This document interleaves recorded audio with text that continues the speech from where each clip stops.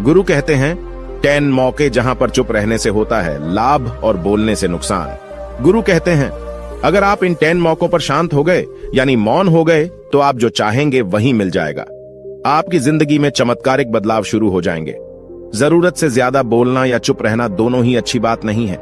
जैसे जरूरत से ज्यादा बारिश हो जाना या फिर धूप दोनों ही दिक्कत देती है, उसी तरह अनावश्यक बोलने से भी काफी नुकसान होता है। गुरु कहते हैं कि पहला ऐसा मौका जहां पर व्यक्ति को चुप रहना चाहिए, बिना तथ्य के ना बोले। गुरु ने कहा अगर आपके पास कोई तथ्य नहीं है तो वहां चुप रहने में ही भलाई है।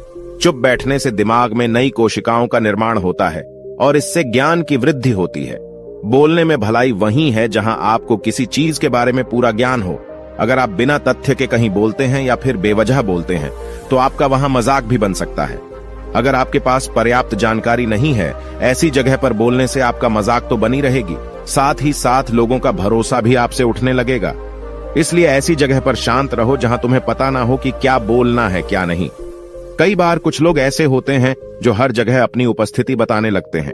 उन्हें पता नहीं होता है कि हमें क्या बोलना है, लेकिन फिर भी बोलते जाते हैं और फिर बाद में दूसरे लोग उनके जाने के बाद उनका मजाक उड़ाते हैं। जब तक आपको उस तथ्य के बारे में अच्छा ज्ञान नहीं है, उसके बारे में पता नहीं है, तो वहां चुप रहना ही ज्यादा समझदारी है।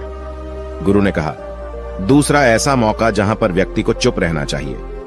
शब्दों से न पहुंचे ठेस। अगर आपके शब्द किसी को मानसिक ठेस पहुंचा रहे हैं तो वहां चुप हो जाना चाहिए। कमजोर व्यक्ति के बारे में कुछ भी बोलकर आप महान नहीं बन सकते हैं। महान आप किसी कमजोर का साथ देने में बनेंगे। कई बार होता है कुछ लोग अपने से छोटे व्यक्ति को भला बुरा कहते रहते हैं। सामने वाला इंसान तो कद से आपसे छोटा है, वह आपको कुछ नहीं बोलेगा, लेकिन आप उसकी नजरों में गिरते चले जाएंगे। हो सकता है कि कल वह भी आपसे पद में बड़ा हो जाए। पद में आपसे जब वह बड़ा हो जाएगा तो आज जो रवैया आपका उसके साथ है, आने वाले समय में वह भी आपके साथ वही करेगा। आप किसी को नीचा दिखाकर बड़ा नहीं बन सकते हैं। बड़ा बनना है तो अपने से छोटे लोगों का इज्जत भी करना सीखें और साथ ही साथ बड़े लोगों का भी सम्मान करना चाहिए। लोगों को लगता है कि अगर वह अकड़कर बोलेंगे और सामने वाले को नीचा गिराने की कोशिश करेंगे तो वह बड़े बन जाएंगे, तो यह उन सब की भूल है। बड़े होने की बजाय आप उनकी नजरों में गिरते चले जाएंगे। गुरु ने आगे कहा इसलिए शिष्यों, तुम सब जब भी बोलना आदर भाव से बोलना, ताकि तुम्हारी बात लोगों को अच्छी लगे। बोलने में भाई बहन, माता पिता, मित्र इत्यादि संबोधन शब्दों का इस्तेमाल जरूर करना। इससे तुम्हारी मान प्रतिष्ठा तो बढ़ेगी ही, साथ ही साथ लोगों की नजरों में तुम समझदार व्यक्ति बनते जाओगे। गुरु ने आगे कहा तीसरा मौका जहां पर व्यक्ति को चुप रहने में ही भलाई है। क्रोध या घृणा करने वाले लोग, जब कोई अपना या सगा संबंधी आप पर क्रोध कर रहा हो, आपका अपमान कर रहा हो, तो आपको उस वक्त चुप रहना चाहिए ताकि सामने वाले का गुब्बारा पूरी तरह से फट जाए। आप यदि सही हैं तो उसे कतई माफीनामा गए और चुप रहकर ही सही समय का इंतजार करें। वह खुद आपसे माफी मांग लेगा जब उसे अपनी गलती का एहसास हो जाएगा। गुरु आगे कहते हैं कि अगर आपका कोई सगा संबंधी आप पर क्रोध कर रहा हो और आप उस समय शांत हैं, तो यह आदर सम्मान देने की निशानी होती है। इससे न कोई छोटा होता है और न ही बड़ा। अगर आपको क्रोध आ रहा है तो आप या तो वहां से किसी का अनादर किए बिना चले जाएं या फिर चुप रहें। क्रोध करने से आपके रिश्ते खराब होंगे। क्रोध करने से हमेशा क्रोध करने वाले व्यक्ति का ही बुरा होता है। गुरु आगे कहते हैं कि एक बार की बात है, एक सांप जंगल से भागते हुए किसी राजा के घर में पहुंच गया। लोगों ने छेड़खानी की तो वह बहुत ही गुस्सा हो गया, जिससे घर में जो तलवार पड़ी हुई थी उसी को लपेटकर कसने लगा और धीरे धीरे उसका पूरा शरीर कट गया।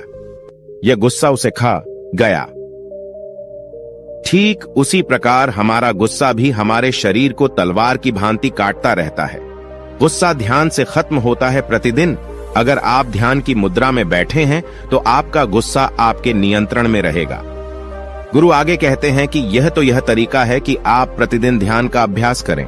इससे आपके शरीर में जो हार्मोन्स गुस्से को बढ़ावा देते हैं वह सब तुम्हारे नियंत्रण में रहेंगे, जिससे शरीर गुस्से पर आसानी तुम्हारा से काबू पा लेगा। लेकिन एक तरीका यह भी है कि जब भी आपको गुस्सा आए तो आप यह समझने का प्रयास करो कि क्या मेरा गुस्सा जायज है या नहीं।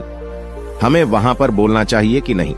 जब आप खुद इस बात का आकलन लगा पाएंगे तो आपको खुद पता चल जाएगा कि हमें गुस्सा करना चाहिए या नहीं। फिर भी आपको गुस्सा आ रहा है तो आप वहां से हटने का प्रयास करें, वहां से दूर चले जाएं। धीरे धीरे समय के साथ आपका दिमाग शांत हो जाएगा।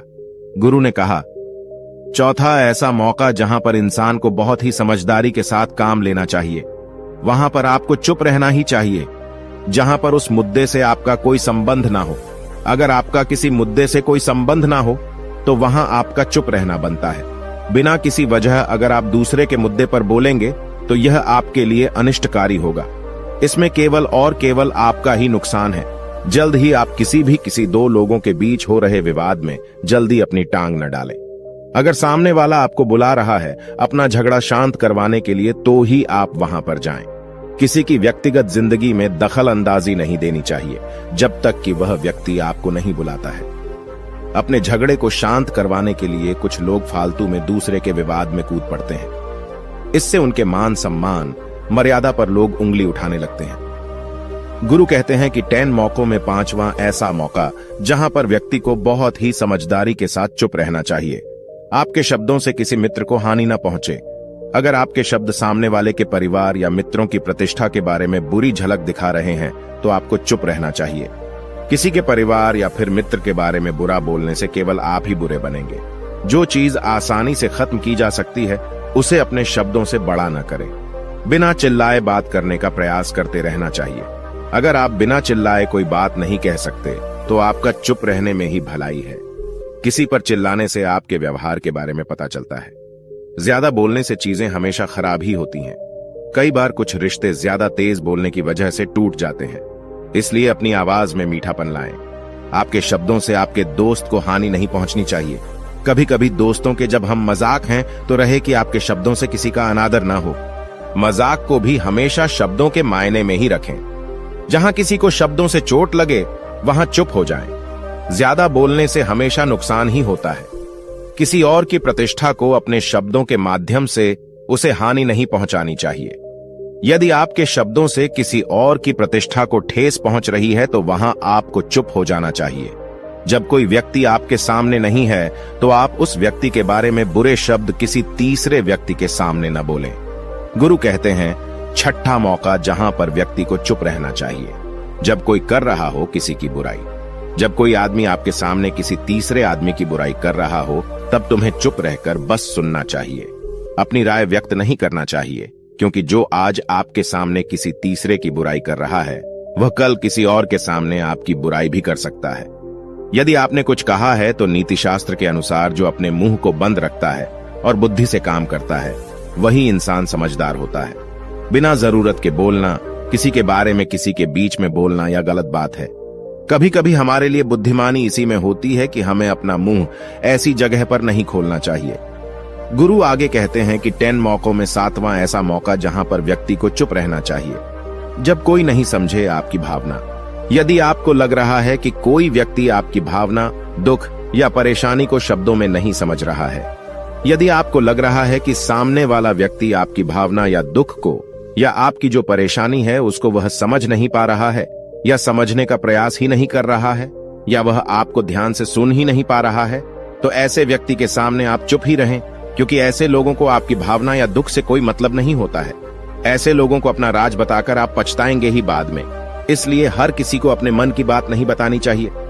अगर आपको लग रहा है कि सामने वाला आपकी बात को नहीं समझ पा रहा है, आपकी भावनाओं को नहीं समझ पा रहा है, तो वहां पर आपको नहीं बोलना चाहिए, क्योंकि आज में आपका मजाक ही बन जाएगा जब आपको लगने लगे कि सामने वाला आपकी भावनाओं को ठीक तरीके से समझ रहा है। आप जो कह रहे हैं वह ठीक से सुन रहा है, तभी आप उसे अपनी बात कहें। गुरु कहते हैं कि 8वां मौका जहां पर आपको चुप रहना चाहिए, जब कोई इंसान अपना दुख व्यक्त करे। यदि कोई इंसान अपने दुख या परेशानी को आपको बता रहा है तो इसका मतलब यह है कि वह आपको अपना समझ रहा है। ऐसे में तुरंत ही उसे समाधान बताने के बजाय चुप रहकर उसके दुख या समस्या को सुने। उसके दुख या समस्या को किसी और को न बताएं। वह इसलिए नहीं बता रहा है कि उसकी समस्याओं का समाधान कर देंगे, बल्कि वह इसलिए भी बता रहा है कि सामने वाला उसकी बात को समझ रहा है। कई बार बताने से दुख कम हो जाते हैं।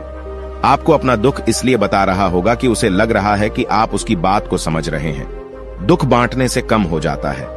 इसलिए जब कोई व्यक्ति अपना दुख आपसे व्यक्त करे तो आप चुप मारकर उसकी बात को बहुत ही ध्यान से सुनें, ताकि उसके दुख कम हो जाएं।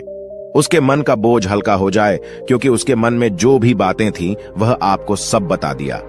गुरु आगे कहते हैं कि 10 जगहों में 9 ही ऐसी जगह जहां पर आपको चुप रहना चाहिए। जहां पर दुष्ट प्रकृति के लोग रह रहे हों और गाली गलौज कर रहे हों तो आप वहां पर मत जाइए। ऐसी जगहों से आप चुपचाप निकल जाएं, अर्थात अपनी प्रतिक्रिया दिए बिना आप वहां से चले जाएं, क्योंकि जिसकी जुबान खराब होती है, जो दुष्ट प्रकृति के लोग होते हैं, उनको आप ऐसे समय में नहीं समझा सकते हैं।